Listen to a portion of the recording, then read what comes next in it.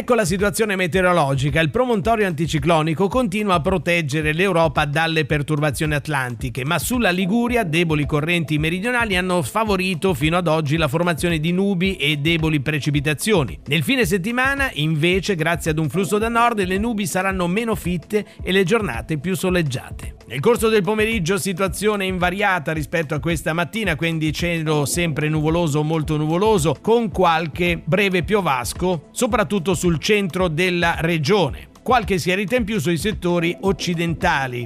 Venti deboli al più moderati da sud-sud-ovest sul Mar Ligure, deboli correnti settentrionali sulle zone interne del Savonese. Mare poco mosso, temperature stazionarie e massime non oltre i 16 gradi. Per domani, venerdì 12 dicembre, la Limit prevede una rotazione dei venti da nord che favorisce schiarite diffuse su gran parte della Liguria. Cieli da sereni a poco nuvolosi sui versanti marittimi e qualche nube in più sui versanti padani del settore centrale. Venti deboli o moderati da nord, mare stirato sotto costa tra Savonese e Genovese, poco mosso altrove, mosso al largo. Temperature minime in calo, le massime stazionarie o in lieve rialzo a levante.